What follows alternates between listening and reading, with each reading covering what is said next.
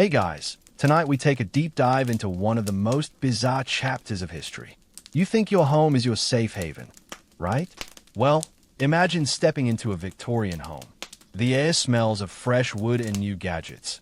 The flickering of gaslight adds a cozy glow, and the walls are lined with stunning wallpaper in rich, bold hues. It looks like a dream, until you realize that all of these comforts are just carefully disguised killers. Those vibrant wallpapers you're admiring, laced with arsenic. That warm, inviting gaslight. It's suffocating you with invisible, odorless fumes. You probably won't survive this, at least not without a little help from the science we've learned since. So, before you get comfortable, take a moment to like the video and subscribe, but only if you genuinely enjoy what I do here. I've got a lot of historical twists coming up that you won't want to miss. Also, feel free to drop your location and local time in the comments. I'm curious where you guys are joining from tonight. I've got my candle lit, and I'm ready for this trip back in time. How about you? Now, dim the lights, maybe turn on a fan for that soft background hum, and let's ease into tonight's journey together. Imagine, for a second, that you've just moved into a Victorian home. Your heart skips a beat as you open the front door. There it is, your very own house, brimming with the comforts of the late 1800s. These are exciting times.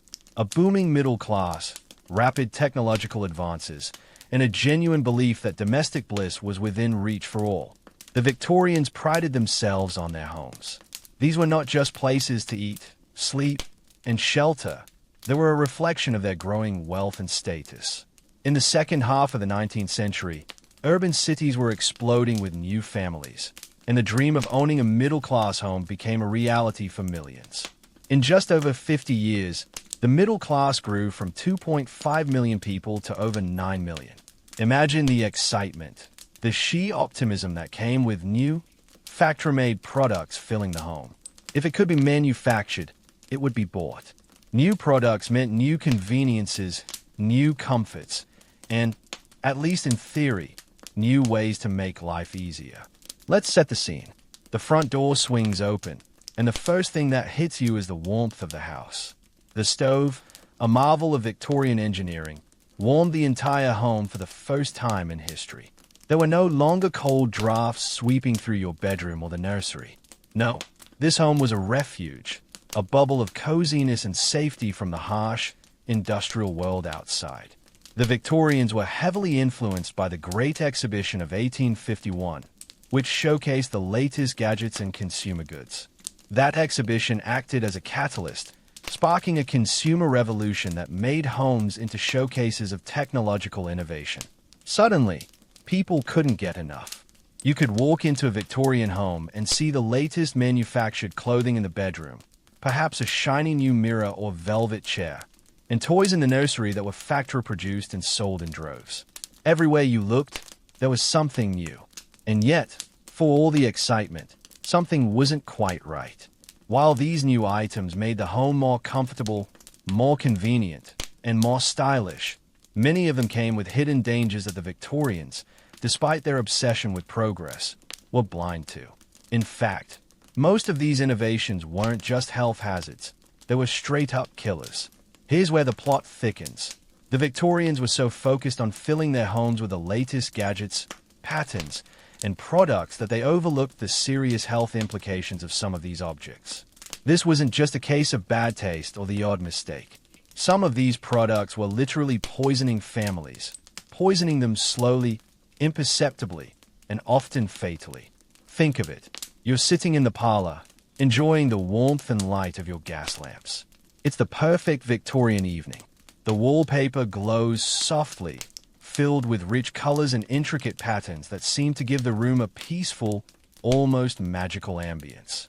You'd probably think this home is the pinnacle of comfort, but what you might not know is that the vibrant wallpaper you've been admiring, particularly that striking emerald green, contains one of the most dangerous chemicals known to man, arsenic. At this point, you probably want to take a deep breath.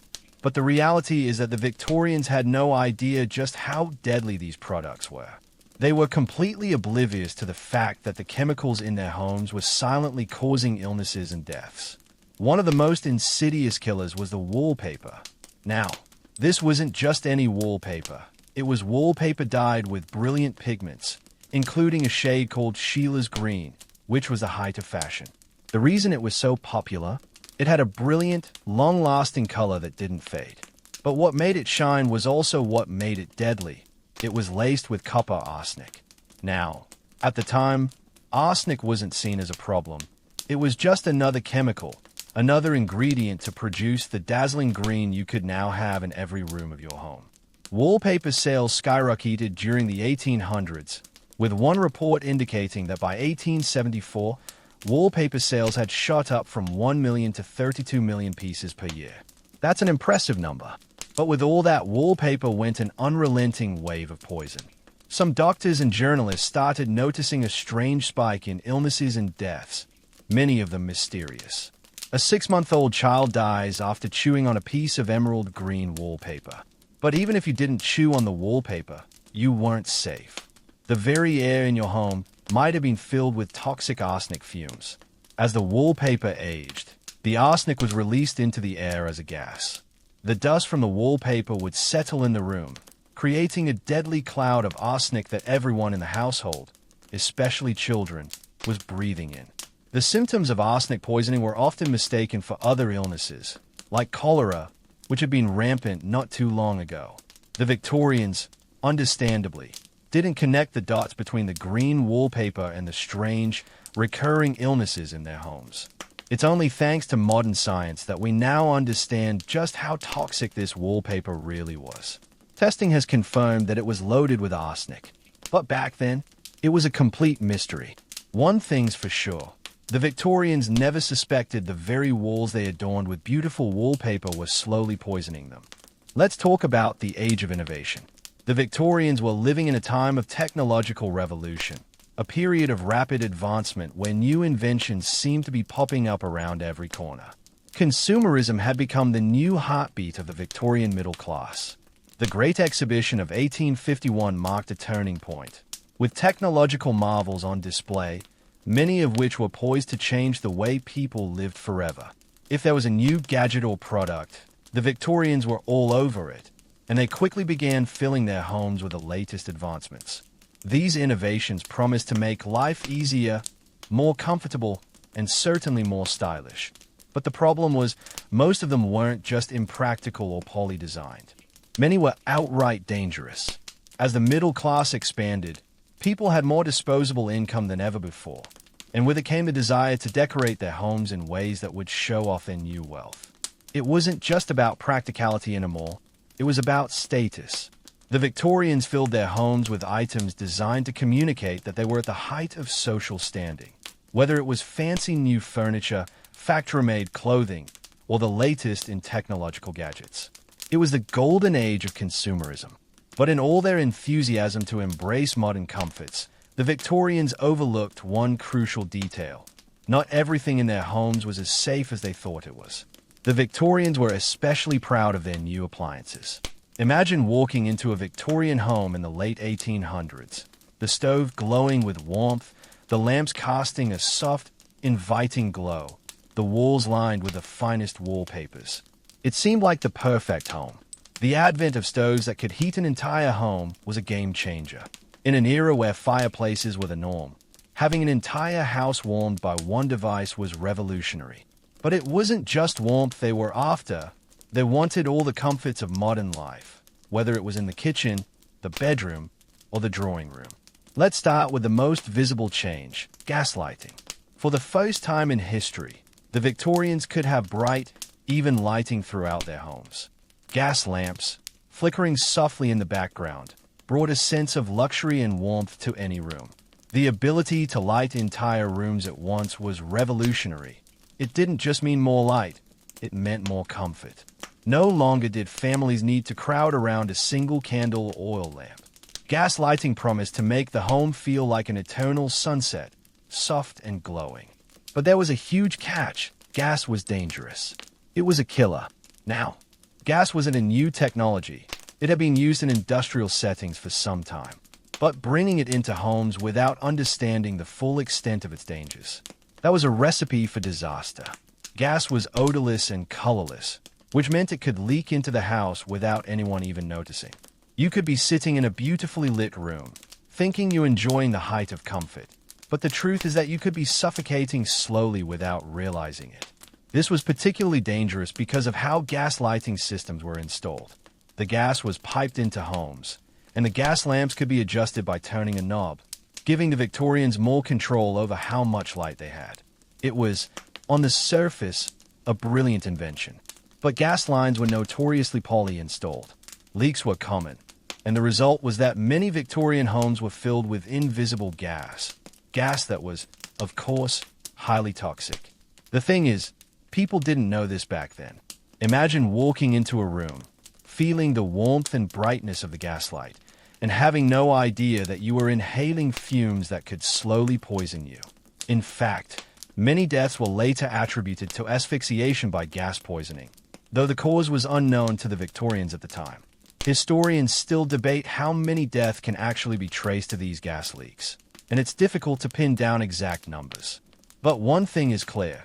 The Victorians didn't have the technology or the understanding to make gas lighting systems safe, and as a result, many people were exposed to an invisible, deadly danger in their homes. It wasn't until later, when safety regulations and better gas installations were developed, that people began to realize just how dangerous gas lighting could be. The Victorians didn't just stop with lighting. Their desire for comfort led to the development of more appliances to make life easier. But these new gadgets weren't always safe. Consider the stoves they were so proud of. Before these new, modern stoves, the Victorians relied on open coal fires for warmth and cooking. This was fine, but not particularly efficient. The stoves that started popping up promised to do more. They could warm the entire house, and some even allowed for cooking in multiple rooms at once. The problem? These stoves, while revolutionary, were extremely dangerous if not used properly. Imagine, if you will, sitting in your living room, enjoying a hearty meal, the warmth of the stove filling the room. The Victorians were so proud of these stoves, which were essentially gas boilers adapted for residential homes. They could be used to heat water and cook food. Everything a modern Victorian family could need in one device. But these systems weren't foolproof. The pressure inside these boilers was immense. So immense, in fact, that a single malfunction could cause catastrophic explosions. A few poorly designed parts, a gas leak, or even a slight miscalculation in the pressure could lead to a massive disaster. The Victorians, of course, didn't realize how close they were to disaster every time they used one of these stoves. It was an accident waiting to happen. Now, let's add to that mix the excitement of gas cooking stoves. These devices were supposed to make cooking easier and more efficient. They worked by heating up water, which was then used to cook food. The problem, though, was that these stoves didn't always have the proper safety measures in place. There were no release valves for excess pressure. So, imagine you're in the kitchen, getting ready to prepare a meal, when suddenly, your stove erupts, sending boiling water and gas into the air. The stove explodes, an event that would leave the family stunned, and often fatally injured. It wasn't a matter of if, it was a matter of when. This explosion risk wasn't just isolated to stoves. It extended to other gas-powered appliances. The Victorians had no way of knowing how dangerous these appliances were, and it wasn't until decades later that safety regulations and designs began to improve.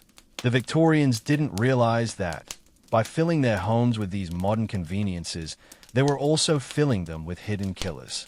Now that we've talked about the age of innovation and how Victorian homes were filled with these new, potentially deadly gadgets, let's dive into one of the most beautiful yet toxic aspects of the Victorian home: wallpaper. You've seen those lush pattern walls, right? Beautiful shades of green, vibrant reds, and deep blues, each room more eye-catching than the last. Victorians loved color, and they were especially taken by rich, intense hues.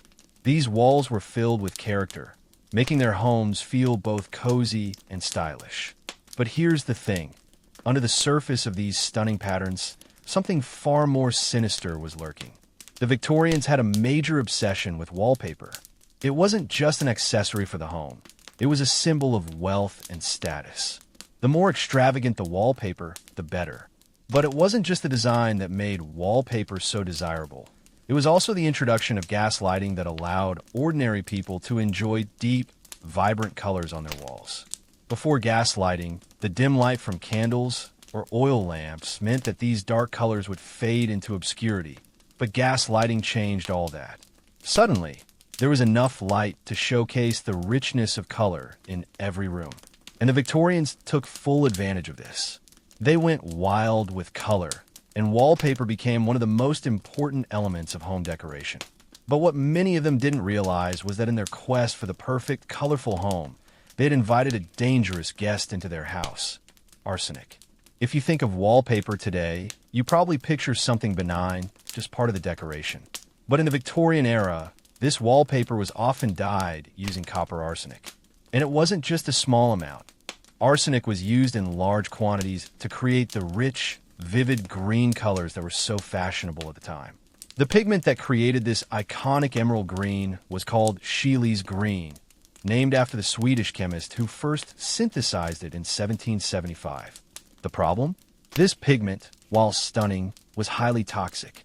Arsenic, you may know, is a potent poison. In small doses, it can cause nausea, headaches, vomiting, and eventually death. But in the quantities used in Victorian wallpaper, it wasn't just a slight inconvenience. It was a health catastrophe waiting to happen. The Victorians were oblivious to the dangers that their stunning walls posed. They decorated entire rooms with arsenic-laden wallpaper, completely unaware that they were living in toxic environments. One of the most horrifying aspects of this was the slow, insidious nature of arsenic poisoning.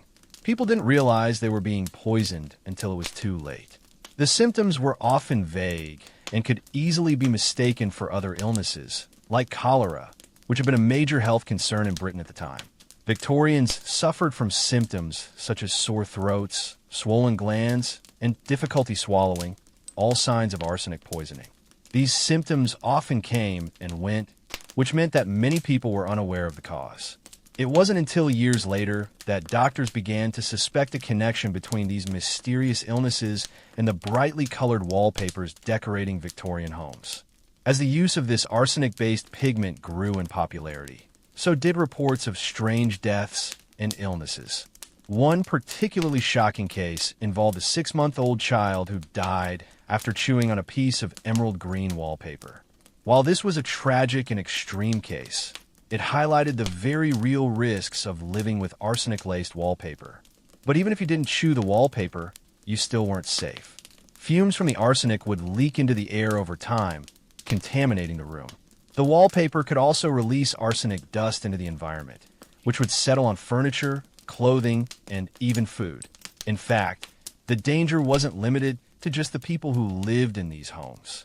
Doctors and scientists started to realize that the very air people were breathing in these rooms was tainted with poisonous gases. The wallpaper could release arsenic vapor into the air, creating a constant, invisible danger for everyone who lived there. The real kicker? It took a long time for the Victorians to make the connection between their illness and their wallpaper. Even when doctors began to notice the pattern, they were hesitant to point fingers at what was, by all accounts, a revolutionary invention. Wallpaper had become a status symbol, and no one wanted to admit that this beautiful decoration might be killing them. A lot of the early medical reports about the wallpaper's dangers were met with skepticism, even ridicule. Some people in the medical community dismissed the idea that wallpaper could be responsible for illness. Even as more and more cases were reported, manufacturers continued to downplay the risks. In fact, some wallpaper manufacturers were so confident in their product safety that they would eat small samples of their own wallpaper to prove it was harmless. Talk about doing anything for the brand. Despite the mounting evidence, it wasn't until the mid-1800s that the link between arsenic and wallpaper was widely accepted. By then, the damage had been done. The number of people who had suffered from chronic arsenic poisoning due to these wallpapers was staggering. Many had unknowingly lived in homes saturated with poisonous fumes for years, even decades. The real tragedy was that the Victorians had no way of knowing what was happening. They were living in homes filled with toxins, thinking they were enjoying the latest in comfort and style. Historians still debate the exact number of deaths caused by arsenic-laced wallpaper. Some believe it was a significant problem, while others argue that the deaths were a result of a combination of factors. But one thing is clear. The Victorians were living in a time when consumerism and innovation were outpacing safety standards. In their rush to embrace the comforts of modern life, they didn't stop to consider the hidden dangers that came along with those innovations. By the time people started to realize the dangers of arsenic in wallpaper, it was too late for many families. The damage had already been done, and the tragedy was that no one had even seen it coming. And yet, despite this deadly oversight, wallpaper remained popular for many years after, gradually evolving to safer, arsenic-free dyes. It wasn't until the 20th century that all of the dangers associated with these products were fully understood. But for now, you're left with the haunting image of those bright, beautiful walls. Walls that, unbeknownst to the Victorians, were slowly poisoning them from the very start. Now that we've explored the deadly beauty of Victorian wallpaper, let's move on to another staple of Victorian fashion and domestic life, the corset. Picture it. You're in the parlor, wearing your finest Victorian dress, waist cinched perfectly to that ideal hourglass figure. The corset is snug, constricting, and for many, an essential part of their daily wardrobe. It was considered the height of fashion. Without it, you weren't deemed respectable. Corsets were the secret weapon of the Victorian woman, the key to achieving the feminine ideal. But while they may have looked graceful and elegant, they were slowly killing women from the inside out. In the Victorian era, the ideal woman was delicate, refined, and, most importantly, controlled. Nothing embodied this ideal more than the corset. The tight lacing of the corset was intended to create a slim, wasp-waisted figure, but it wasn't just about looking good. The corset was seen as a symbol of self-discipline, a way for women to control their bodies in an increasingly industrial world. The Victorians didn't just wear corsets for fashion. They wore them to signify their moral uprightness, their control over their own bodies, and their place in society. A tightly laced corset represented purity, modesty, and restraint. Everything that the Victorian woman was supposed to embody. But there was a darker side to this fashionable restraint. While a corset may have made a woman's figure more acceptable by societal standards, it came at a terrible cost to her health. Corsets were made of sturdy materials, often lined with whalebone or steel, and could be pulled so tight that they compressed the internal organs. This could result in a variety of health issues, ranging from fainting spells to organ damage. It's hard to believe now, but many women wore corsets so tight that they could barely breathe. The corset wasn't just a fashion accessory, it was a prison. One of the most insidious aspects of the corset was how it affected the body over time. With each tightening, the internal organs were forced into unnatural positions. The stomach, lungs, and liver were all compressed, and over time, this caused long-term damage. The ribs themselves were often forced into new shapes, and it wasn't uncommon for women to suffer from rib fractures or even the development of permanent indentations in their rib cages. But it wasn't just a matter of discomfort. It was a matter of life and death. Consider the stomach. The tight corset pushed it down into the abdominal cavity, where it would be squashed by the other internal organs. The pressure on the stomach could lead to indigestion, acid reflux, and even ulcers. Imagine going through your daily life, feeling this constant pressure and not knowing the harm it was doing to your digestive system. And that was just the beginning. For women who wore corsets for long hours, especially those who tightened them to extreme levels, the damage could be even more severe. The ribs themselves were affected too. Over time, the pressure from the corset could cause the ribs to flatten, which affected the lungs' ability to fully expand. This meant that women who wore corsets all day often had difficulty breathing. Even at rest, their breath would be shallow, depriving them of the oxygen they needed to stay healthy. Imagine trying to carry on with your day while your lungs were being squeezed by a cage of bone and steel. The effects of this tight lacing weren't just internal. Some women even wore corsets during pregnancy, believing that it would keep their figure intact. But this was dangerous for both mother and child. The pressure from the corset could harm the developing fetus, and it placed excessive strain on the woman's body during childbirth. The pelvic floor muscles, weakened by the corset, were ill-prepared for the demands of labor. In many cases, this led to prolapsed uteruses, another tragic consequence of the corset craze. And let's not forget the psychological toll the corset took on women. The pressure to achieve the perfect, slim waist was overwhelming. Magazines, advertisements, and even society itself reinforced the idea that a woman's worth was tied to her appearance. If you wanted to be seen as beautiful, respectable, and feminine, you had to wear a corset. But the truth was that no one was immune to the damage. Even women who didn't tighten their corsets to extreme levels still suffered from the long-term effects of wearing them day in and day out. But the corset's reign wasn't to last forever. As the 19th century wore on, women began to speak out against these painful garments. The Rational Dress Society, established in 1881, advocated for clothing that didn't deform the body or impede movement. Women were starting to realize that the corset wasn't just uncomfortable, it was dangerous.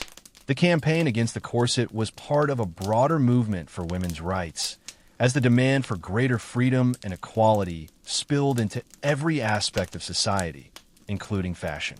As the corset began to fall out of favor, the move toward looser, more practical clothing gained traction.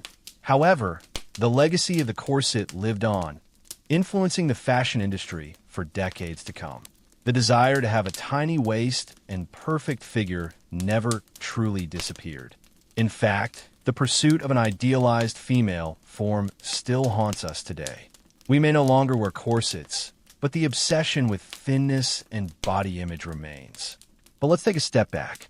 Despite the painful reality of the corset, it wasn't entirely a one-sided story. The Victorians were trying to balance societal expectations with their own evolving sense of self.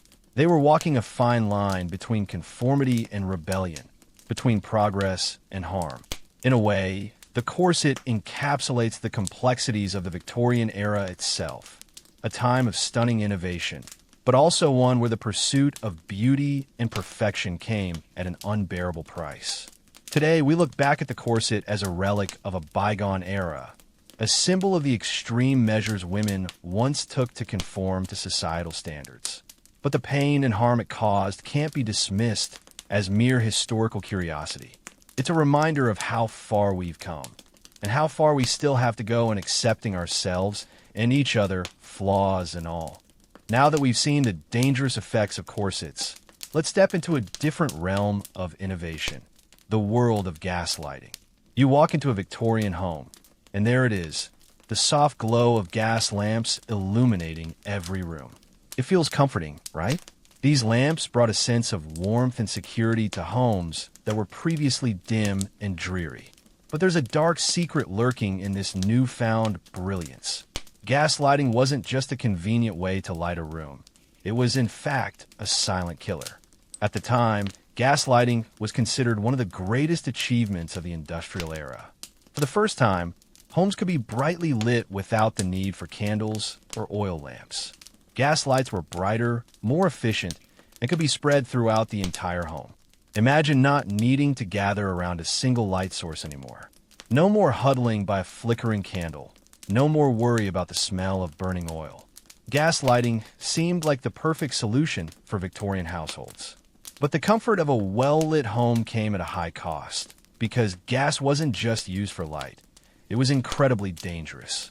You see, gas is colorless and odorless, which meant that leaks could easily go unnoticed. People would walk into a room, bask in the glow of the gaslight, completely unaware that they were inhaling invisible, toxic fumes. The problem was, at the time, the dangers of gas weren't well understood. Gas was often piped into homes, but these pipes weren't always installed properly. Leaks were common, and the Victorians had no way of knowing that those leaks could be slowly poisoning them. Imagine sitting in a brightly lit room, enjoying your evening, and unknowingly inhaling dangerous gases. The Victorians were also unaware of the other dangers associated with gaslighting. For instance, gas lamps didn't just emit light. They also produced carbon monoxide, a deadly gas that, when inhaled in large quantities, could be fatal. And because the gas was colorless and odorless, there was no way of detecting it until it was too late. These invisible gas leaks were especially dangerous in homes that were poorly ventilated. In the smog-filled streets of Victorian cities, fresh air was a rare luxury, and homes were often sealed off to keep out the damp, cold, and smoke from the streets.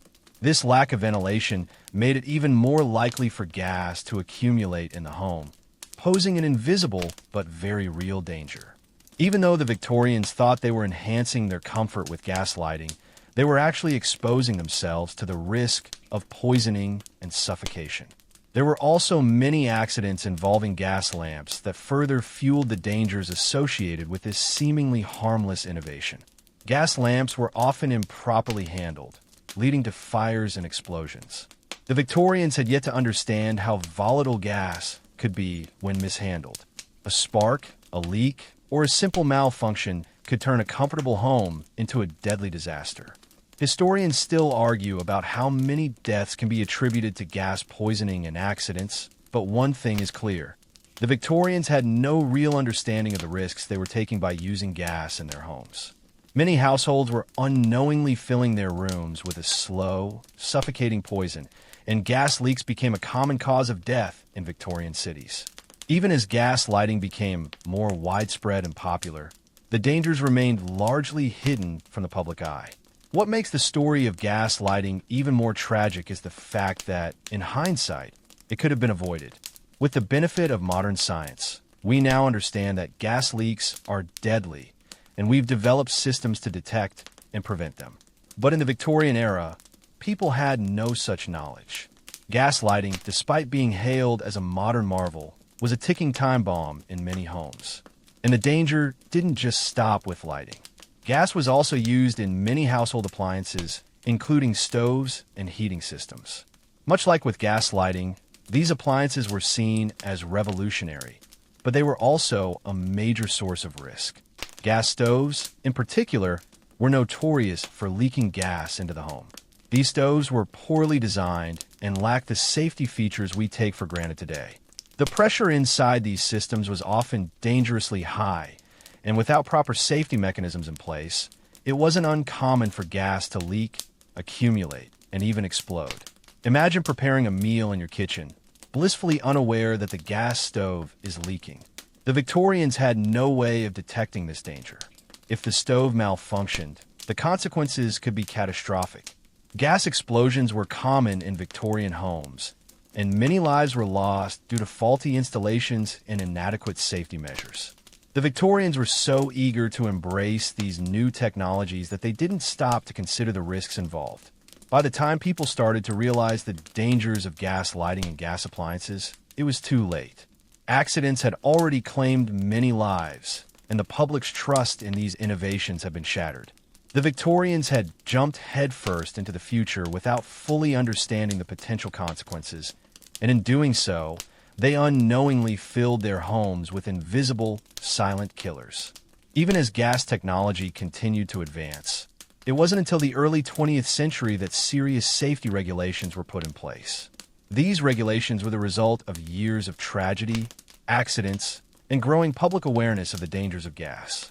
It was only through trial and error, and countless lives lost, that the Victorians began to realize the true risks of the technologies they had so eagerly embraced. But that's the fascinating thing about progress. It's not always smooth. Sometimes it's a series of missteps, blind spots, and near disasters before we realize what we've done wrong. The Victorians were living in an age of unprecedented innovation, and while they made great strides, they also paid a heavy price for their progress.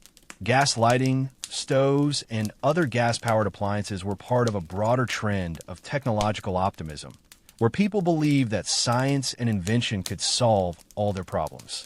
But sometimes, in our rush to embrace new technology, we forget to consider the hidden dangers it may bring. In the end, the story of gas lighting is a reminder of how even the brightest innovations can have deadly consequences if they're not properly understood. The Victorians were unknowingly living in a world of invisible danger, and gaslighting was just one of the many threats they unknowingly welcomed into their homes. Let's now step into the kitchen, a place where Victorian households experienced a whole new world of cooking conveniences and comforts. The kitchen was transformed during the Victorian era. For the first time, a kitchen stove could warm an entire house, and the availability of gas cooking appliances promised efficiency and comfort. The Victorians, eager to embrace these new advancements, filled their kitchens with the latest in technology. But as we've seen, sometimes progress comes at a cost, and what the Victorians didn't realize was that these seemingly revolutionary inventions were also capable of deadly consequences. The Victorians were thrilled by the advent of stoves that could do more than simply cook a meal. Imagine being able to heat water, prepare dinner, and warm your entire house with one device. The convenience was undeniable, and these new stoves became highly desirable among middle-class households. These appliances were touted as the epitome of domestic innovation. The idea was that instead of relying on multiple open coal fires in various rooms, you could have one stove that could heat an entire home. The modern stove was a marvel, but while these stoves promised convenience, they were also hiding a dangerous secret. The most alarming problem was the sheer amount of pressure involved in these systems. These stoves were essentially boilers, large, sealed systems filled with water and gas, and the pressure inside them was immense. What could go wrong with a device under that much pressure? The answer, as it turns out, was a lot. The Victorians didn't understand just how volatile these systems could be, and many stoves were poorly designed and lacked adequate safety features. The result was that these stoves, which were meant to make life easier, were often ticking time bombs waiting to explode. The risk of explosion was far greater than most people realized. If a gas stove malfunctioned or the pressure inside a boiler system became too high, the results could be catastrophic. It wasn't a matter of if, it was a matter of when. The explosions caused by faulty stoves were horrific and deadly. Imagine preparing a simple meal in the kitchen, only to have your stove erupt without warning, sending flames, scalding water, and gas throughout the room. It's a terrifying thought, but for the Victorians, it was a reality that claimed many lives. But that's not all. Even when the stoves didn't explode, they were still dangerous. The design of these early gas stoves often didn't account for proper ventilation. So, what happened when a stove was running, cooking your meal, and heating your home? The kitchen became filled with toxic fumes. As we've seen with gas lighting, gas is colorless and odorless, which meant the Victorians were breathing in toxic gases without ever realizing it. In some cases, the gases were so concentrated that they could cause unconsciousness, asphyxiation, or even death.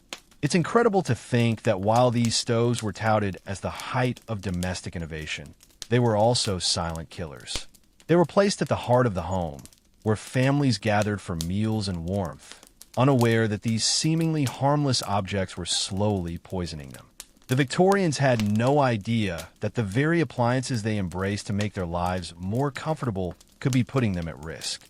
In fact, gas stoves, like the gas lighting systems in their homes, were one of the leading causes of household deaths during the period.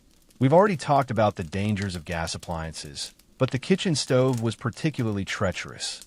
The Victorians had no safety regulations for gas appliances, so stoves were often installed haphazardly and maintained poorly. This lack of oversight meant that it was incredibly easy for these stoves to malfunction. The Victorians were dealing with a silent, invisible killer in their kitchens, one that could cause a catastrophic explosion or slowly poison them with toxic gases. But let's look beyond the explosions and gas leaks.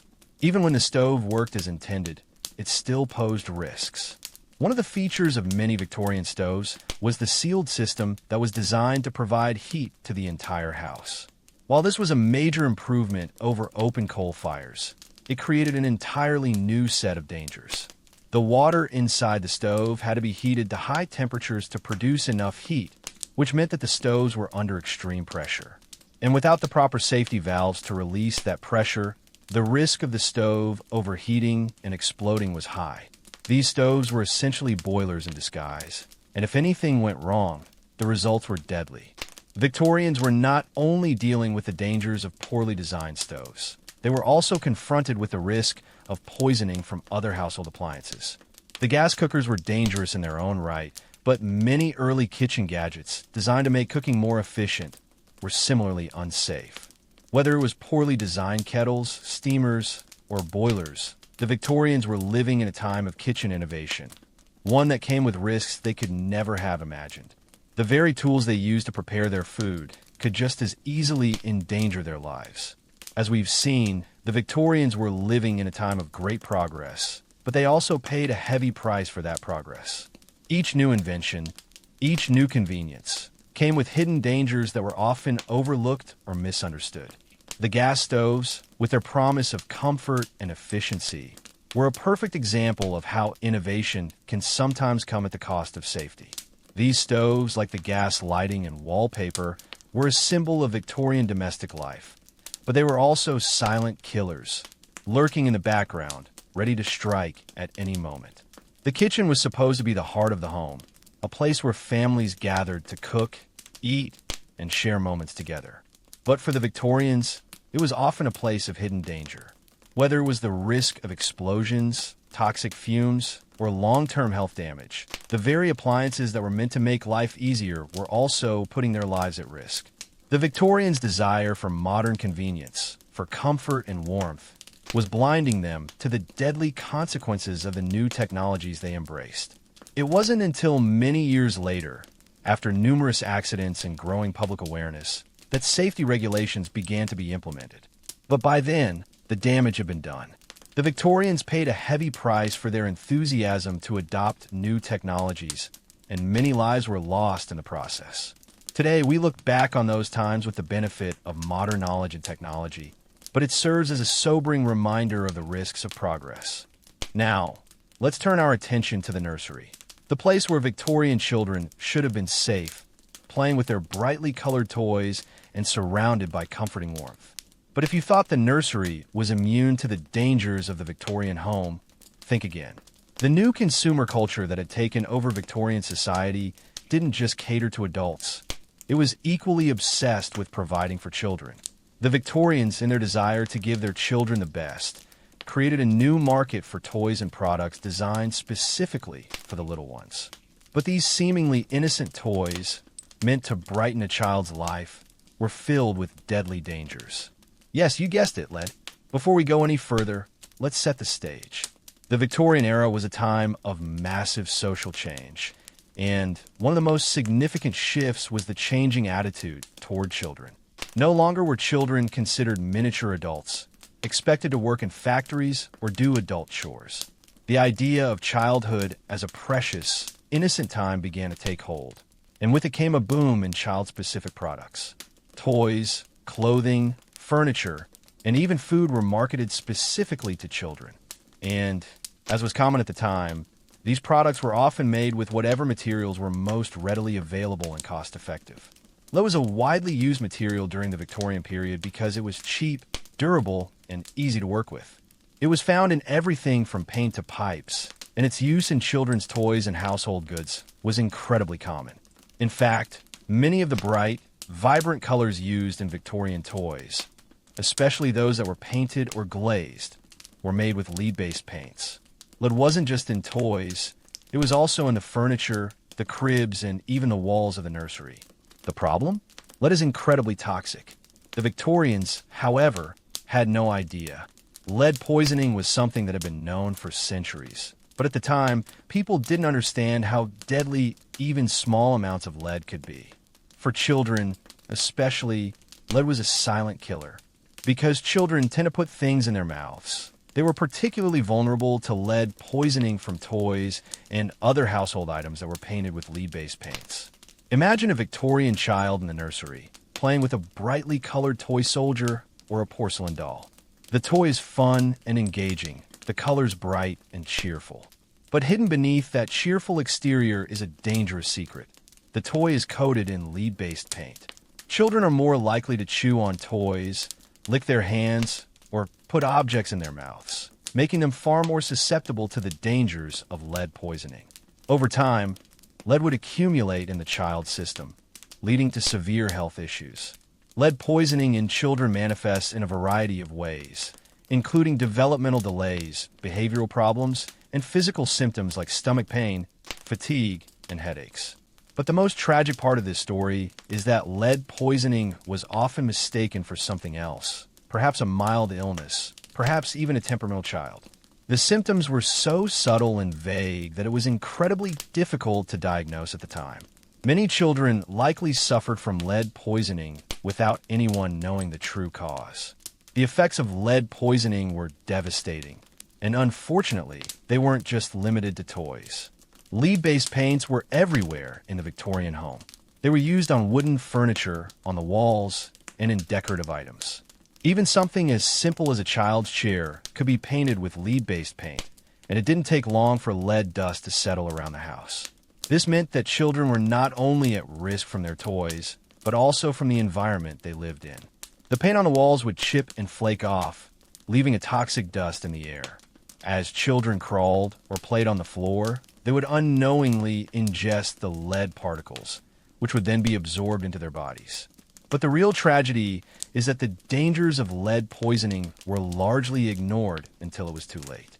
Lead was considered an essential component of many products because of its durability and its ability to preserve color. It wasn't until much later that people began to understand the true extent of the harm lead could do to young children. The Victorians, however, continued to embrace these toxic materials, believing they were harmless because they were widely used and accepted. It wasn't until the early 20th century that more serious efforts were made to regulate the use of lead in household products and toys. Historians still argue about the extent of lead poisoning in Victorian children, but one thing is certain: it was a far more common problem than anyone realized at the time. Today, we look back with disbelief at the idea that children's toys and furniture were covered in a deadly substance. Lead-based paint was eventually banned in the mid-20th century, but the legacy of lead poisoning remained for many families. The children who grew up in Victorian homes, playing with these toxic toys, paid the price for their society's ignorance. And yet, it wasn't just toys that contained lead. Many other household goods, like dishes and cups, were painted with lead-based glaze. Even seemingly harmless items in the nursery, such as painted rocking chairs, painted cribs, or even the children's books with colorful illustrations, could be coated with lead-based paint. Lead was everywhere, and it was particularly dangerous because it wasn't something that people could easily see or detect. The bright, cheerful colors on a toy or a chair masked the deadly poison that was quietly leaching into the child's system. As we've seen in the story of lead in Victorian homes, this is yet another example of how the Victorians embraced innovation without fully understanding the consequences. The desire to create a perfect, safe home for children led to the introduction of products that, in hindsight, were a silent threat to their health. It wasn't until modern science and regulations began to take hold that we started to understand just how dangerous these products were. And while we now know the importance of using non-toxic materials for children's toys and furniture, it serves as a reminder of the hidden dangers that lurk in even the most innocuous objects. We've already seen how toxic products like wallpaper, corsets, gas lamps, and toys silently wreak havoc in Victorian homes. But now, let's turn to the nursery once more, this time with a focus on something even more unsettling. The idea of motherhood and how children were cared for in the Victorian era is something we typically associate with innocence and safety. After all, surely a mother's love for her child would outweigh all other concerns. Unfortunately, in the case of Victorian baby care, the search for convenience and modernity often led to lethal consequences. While the Victorians revolutionized many areas of home life, they failed to grasp the dangers hiding in the very products they relied on to care for their babies. Welcome to the disturbing world of Victorian baby bottles, an innovation that, while meant to make life easier for mothers, ultimately threatened the lives of their children. Let's rewind to the late 19th century. Imagine you're a Victorian mother, perhaps part of the growing middle class, and you've just had a child. As a mother, you want to ensure the health and well-being of your baby. But with the rise of new social expectations and industrialization, breastfeeding becomes less fashionable. For many women, the idea of breastfeeding was being replaced by the more modern approach of bottle feeding. This was the era when the idea of rearing by hand began to take off. Bottle feeding was now a viable alternative to breastfeeding, especially for women who worked outside the home or wanted a more socially acceptable solution. To assist with this, baby bottles were marketed as the future of child rearing. But here's where it all goes terribly wrong. The baby bottles of the Victorian era were not the sleek, easy-to-clean containers we rely on today. These early bottles were often made from glass, rubber, and porous materials. And the nipple, yes, the part that went into the baby's mouth, was made from either rubber or animal skin, materials that were prone to trapping bacteria. These materials were easy to manufacture, but they were also perfect breeding grounds for harmful microorganisms. Imagine you're a Victorian mother, diligently preparing your baby's bottle with all the best intentions. You sterilize the bottle and carefully pour in the milk or formula. But here's the catch. Once you fill the bottle and attach the rubber or skin nipple, you leave it there for days without properly cleaning it. These materials, porous and soft, would harbor bacteria even after a quick rinse. And the worst part, the bacteria that thrived inside these bottles could be incredibly harmful, leading to infections, illnesses, and, tragically, death. In addition to the obvious problems of bacterial growth, the other issue with these bottles was the difficulty in thoroughly cleaning them. The narrow necks of the bottles made it almost impossible to scrub away any residue that might be left behind. Even if mothers managed to clean the bottle, they couldn't prevent bacteria from growing inside the rubber or skin nipples. This problem was particularly acute for babies because their immune systems were still developing. Even the smallest exposure to harmful bacteria could lead to infections that could easily turn deadly. Let's think for a moment about the implications of these early Victorian bottles. Babies were incredibly vulnerable to bacteria and infection, especially given the poor sanitation practices of the time. At this point in history, the concept of germ theory had only recently been introduced, and there was still widespread ignorance about how infection spread. Victorian parents were unaware that every time they used one of these bottles, they were giving their babies a direct route to potentially lethal pathogens. Historians today argue about the actual death toll attributed to contaminated baby bottles. While it's impossible to know for certain how many children died from using these unsafe bottles, medical experts agree that they were a major contributor to infant mortality. It's not hard to imagine that many cases of fatal illnesses, such as cholera, dysentery, or pneumonia, may have been linked to poorly maintained baby bottles. At the time, diseases like these spread through contaminated food, water, and materials, and baby bottles were an ideal vehicle for transmission. The issue didn't stop at just bacterial growth. These bottles also posed a serious choking hazard. The nipples were often made from materials that were not only unsafe but poorly designed, leading to blockages or excessive pressure. These defects could cause the baby to choke while trying to feed or, even worse, result in suffocation if the bottle was left in the baby's mouth for too long. It wasn't until the late 19th and early 20th centuries that improvements in baby bottle design and cleaning techniques were made. By then, many years of harm had been done. New materials, such as safer rubber and eventually plastic, began to replace the old, porous materials that had made the original baby bottles so dangerous. But despite these advancements, the damage to the reputation of bottle feeding had already been done. The modern bottle feeding movement had been founded on a foundation of ignorance and risk, and the consequences were clear. Today, when we look back on the Victorian baby bottles, we see them as a clear example of the hidden dangers that can lurk in the most innocent-seeming objects. These bottles were a product of the Victorians' desire to innovate, to solve the challenges of motherhood with new technologies. But in their rush to modernize, they overlooked the fundamental need for safety and hygiene, needs that would only become apparent in the decades to follow. Perhaps the most tragic part of the story is that these bottles were marketed as the ideal solution for mothers, an easier, more modern way to care for babies. They seemed to promise convenience and health, but in reality, they were a ticking time bomb for infant mortality. The lesson here is simple. Not all progress is good progress. Sometimes, innovation moves too quickly, and the consequences aren't fully realized until years later. As we've seen with so many of the Victorians' household innovations, their desire to modernize often led to unforeseen dangers. These seemingly harmless household objects, from wallpaper to baby bottles, were the silent killers of Victorian homes, hidden dangers lurking in plain sight. But as science and knowledge progressed, so did our ability to prevent these kinds of tragedies. And while we've come a long way since the Victorian era, it serves as a sobering reminder of the hidden dangers that lurk in our own time. What innovations are we embracing today that we might one day look back on with regret? As we take a step back from the dangers that lurked in the Victorian household, whether it was arsenic-laden wallpaper, the harmful effects of corsets, or the explosive risks of gas stoves, let's take a moment to look at the broader picture of this time. The Victorian era was an age of rapid change and technological progress. It was a time when the world was evolving at breakneck speed, driven by new inventions and ideas. And while this era brought some truly remarkable innovations, many of which laid the foundation for the modern world we know today, these advancements often came at a steep cost.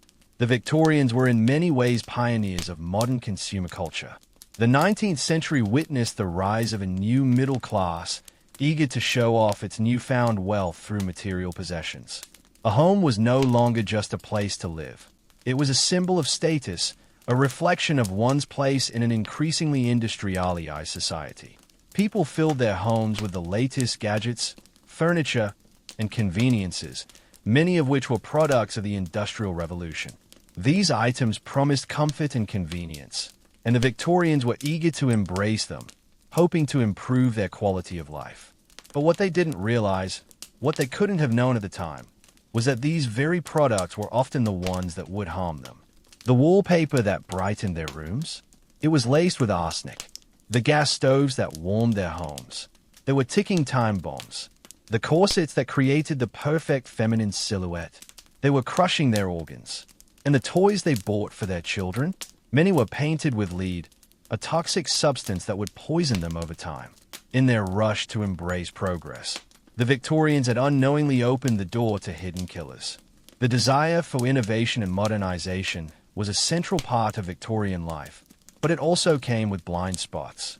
At the time, the science that could have warned them about the dangers of certain materials and technologies simply didn't exist. It wasn't until the 20th century that we began to truly understand the risks associated with many of the products that were ubiquitous in Victorian homes. In the early years, products like gas lighting and arsenic-laced wallpaper were seen as wonders of the age, without any real understanding of their potential harm. Many of these innovations were introduced with little regard for safety, as the priority was on progress, speed, and convenience. This blind enthusiasm for innovation wasn't unique to the Victorians. It's something we can see in every era, even today. Think of the technological advancements in our own time, the new consumer gadgets, the promises of a more efficient, more comfortable life. We're constantly told that we're living in the future, that we're on the cusp of incredible new innovations that will change the way we live. But, as the Victorians discovered, progress comes with its own set of risks. Just as they embraced products that ended up being harmful, we too may be embracing innovations today that we don't fully understand yet. What the Victorians' experience with these household killers teaches us is that while progress is important, so is caution. The Victorians, for all their brilliance and ambition, were blind to the dangers lurking in their homes, simply because they didn't yet know the full impact of their choices. Their story is a reminder of the importance of critical thinking, of taking the time to fully understand the consequences of the technologies and products we bring into our homes. After all, what seems like progress today may become tomorrow's hidden danger. But the tragedy of the Victorian home wasn't in the failures themselves. It was in how long it took to recognize and rectify them. It took decades for the dangers of arsenic in wallpaper and lead in toys to be fully understood. It took even longer for the scientific community to recognize the harm caused by tight-lacing corsets and the toxic fumes of gas appliances. And, in some cases, these dangers were only addressed after years of suffering and loss of life. The Victorians paid a heavy price for their blind trust in innovation, and their homes became the tragic testing grounds for many of these dangerous products. At the same time, however, The Victorians were pioneers of their age. Despite the mistakes and oversights, they laid the groundwork for many of the comforts and conveniences we take for granted today. They lived through an age of technological revolution that fundamentally reshaped society, creating a world that was more connected, more efficient, and more comfortable than ever before. While they may have made grave errors in judgment along the way, they were also shaping the future. Today, we are living in a world built upon the lessons of the past. The Victorians' blind enthusiasm for progress has taught us that innovation must always be paired with caution. We now have regulations and safety standards that were unheard of in the 19th century. Consumer products are subject to rigorous testing before they hit the market, and we are far more aware of the potential dangers that can come with technological advances. The lessons of the Victorian era, though learned the hard way, have helped to create a safer world for us today. As we look back at the Victorian era, we can admire their accomplishments while also recognizing the price they paid for progress. The world they left behind was a world of innovation and experimentation, a world that still resonates in our lives today. And while we may laugh at some of their misguided choices, we must also acknowledge that they, like us, were trying to build a better future, albeit with a little less foresight than we have now. The Victorians, in their pursuit of the ideal home, created a world of beauty, comfort, and innovation. But they also created a world of hidden dangers, silent killers lurking in the most innocent seeming of products. And just as we move forward in our own time, with new technologies and innovations on the horizon, we must remember the lessons of the past.